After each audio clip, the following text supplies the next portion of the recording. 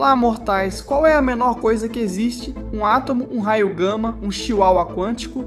Se você pesquisar na literatura e chegar ao limite da ciência, verá que na verdade não é o chihuahua quântico. Você provavelmente encontrará o artigo da Wikipédia sobre unidades de Planck, que diz ser impossível medir distâncias menores que essa escala. Falaremos disso depois. Também há artigos como estes, chamados o problema transplanquiano. Isso implica que temos situações em que nosso modelo científico do mundo precisa lidar com cenários que ultrapassam o limite absoluto que estabelecemos anteriormente. Em escala, nosso chihuahua quântico pode ter que lidar com pulgas quânticas, menores que a escala de Planck, o que viola a compreensão da teoria quântica de campos. E como de costume, onde nossa compreensão da física falha, encontramos buracos negros e os primeiros momentos do nosso universo. Então, vamos começar pelo básico.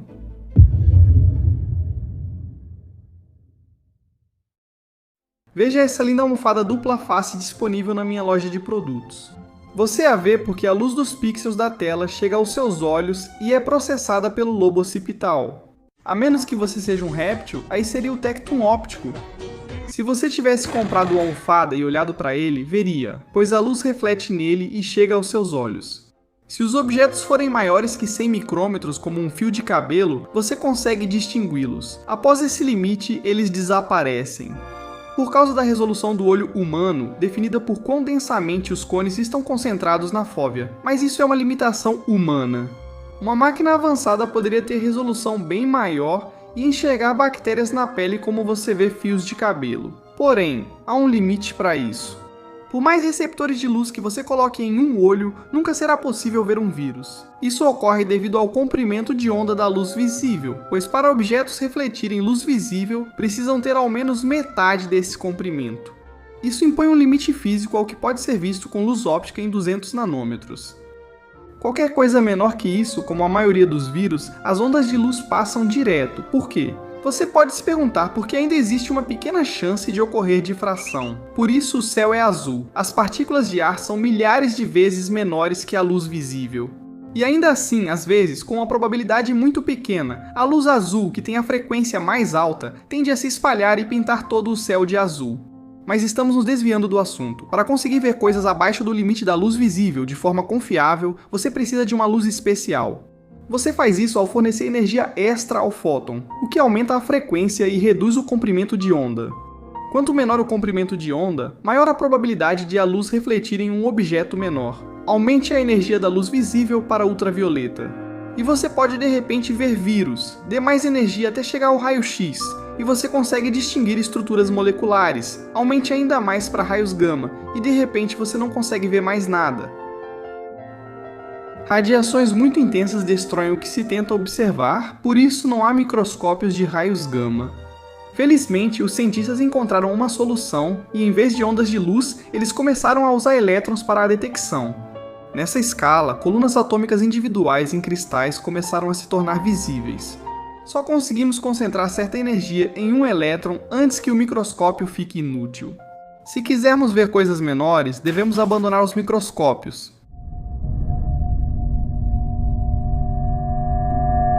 Como medir algo invisível? Um microscópio eletrônico vê apenas até um centésimo de nanômetro. Para investigar mais a fundo, precisamos pegar um próton e lançá-lo com muita força mesmo. Essa partícula ganharia 0,64 microjoules de energia cinética. Se fosse uma bola de beisebol, a energia equivalente seria de 24 milhões de megatons de TNT. Com tanta energia concentrada, o comprimento de onda do próton reduziria para 10 elevado a menos 19 metros. Que é 100 milhões de vezes menor que a menor escala visível ao microscópio eletrônico. Então, quando o próton ultra rápido colide de frente com outro próton ultra rápido, de repente você obtém evidências da existência de partículas ainda menores, como os quarks. Foi exatamente assim que o bóson de Higgs foi descoberto no LHC em 2012.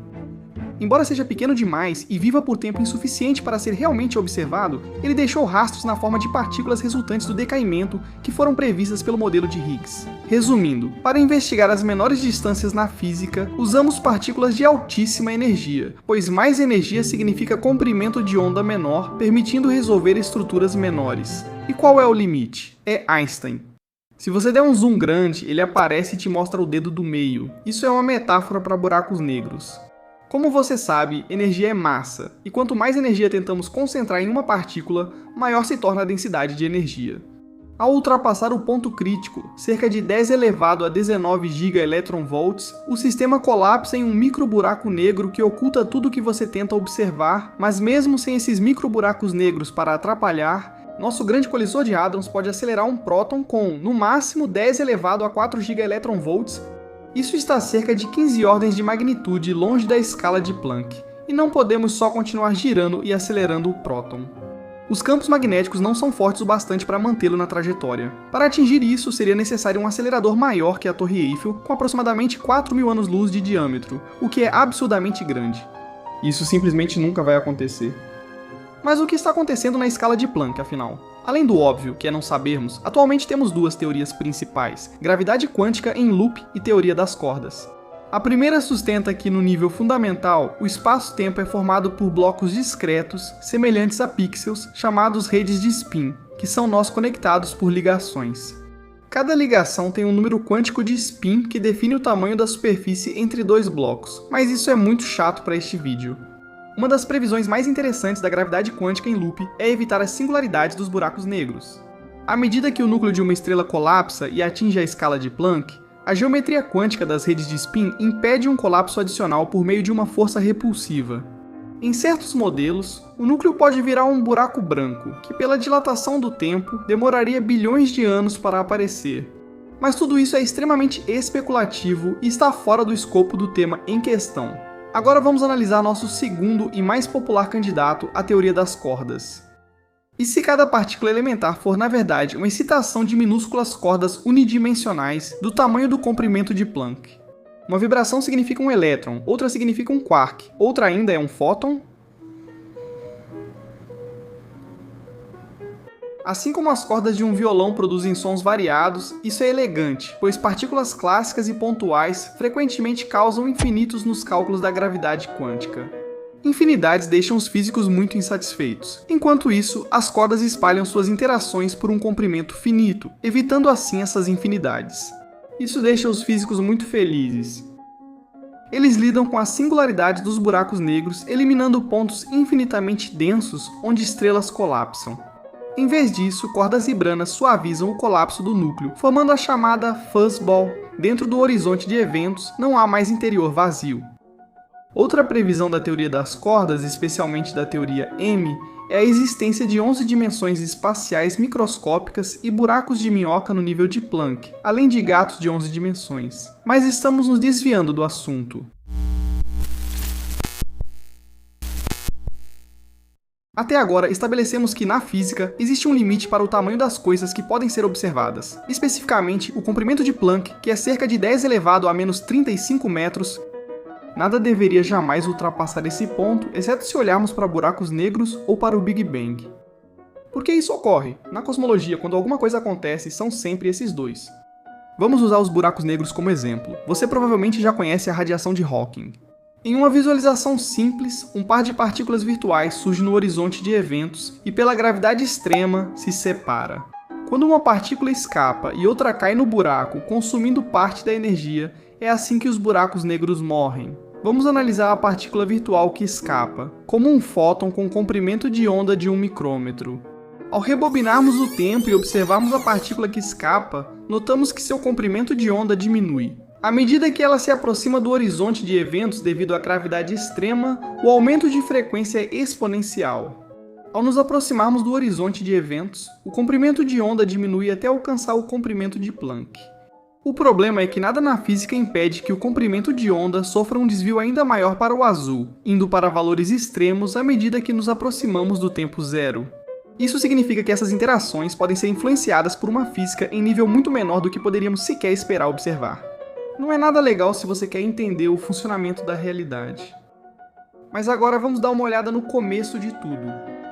No Big Bang, flutuações quânticas na escala de Planck se expandiram rapidamente em períodos curtíssimos devido à inflação exponencial.